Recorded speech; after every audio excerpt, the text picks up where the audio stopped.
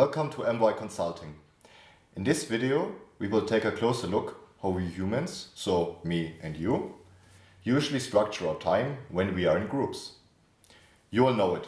You're traveling with a group of friends and you have that one friend who always prefers to read. You have that other friend who prefers to do a lot of activities. But you also have that friend who prefers to sit down at some place often and just drink a coffee and talk with each other.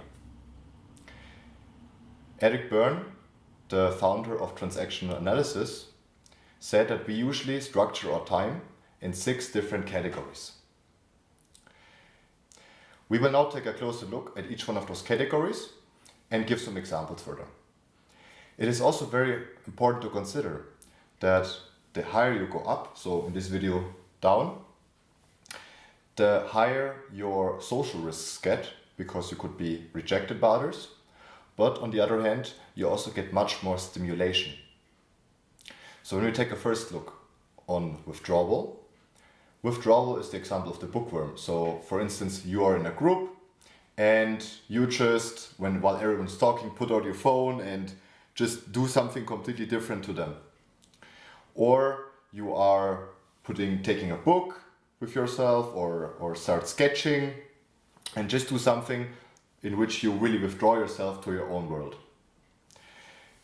The second level would be rituals. So for instance, if you go to church, rituals usually have a very fixed outcome and it is clear to everyone. Or when you go shopping, so there is a very clear and fixed structure. The third level would be pastime. So pastime is if we just talk about things but not really do something. So a very common topic that we talk about in pastime is when we talk about cars. So the men talk about the latest cars, or for instance, if you talk about the weather. So everyone can talk about it. There's not really a lot of risk because you don't really have to put so much of your own personality or own opinion into the topic. And yeah, you have something which just can easily keep on continuing the conversation. The fourth level would be activities. Activities just mean that you actually do something together. You could be in a sports club and play football or basketball with each other.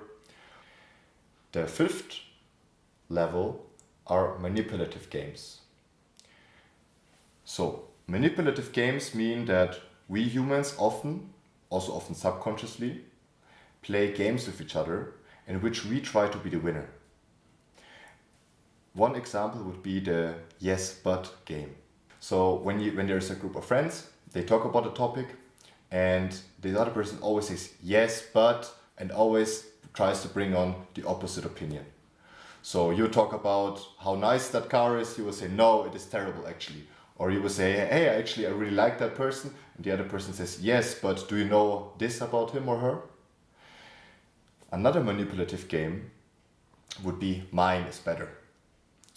So for instance, you're sitting there with a group of friends and someone comes in and says, hey, I have this great news.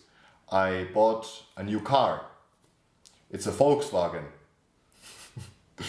And then the other person says, oh, that is cool. That reminds me of the time when I bought a Porsche. So in those games, it is always about comparing yourself to another person and make you look better. If you look at intimacy, we have the highest risk of social rejection. You know, if you really talk about your real own political beliefs, you could be much easier rejected by others than if you would just stay at pastime and just talk about politics in general. On the other hand, you also get much more stimulation because you really talk about things that matter to you, and there's also always much more social interaction the higher we go into those stages. You have now one exercise. You take a pen and paper and you draw one circle. I will blend it in. And you make, in this pie, you make 6 slices of different size. And you think for yourself, in which of those 6 phases do I usually spend the most of my time with when I'm with others? If you rank very high in one of those scores, it doesn't mean that you're worse or better or that there's something is better than the other. It just helps you to understand maybe yourself a bit more and see how you like to spend and structure your time. If you like this video, leave me a like. And besides that, just go on, do the exercise and think about yourself. You will find something very interesting.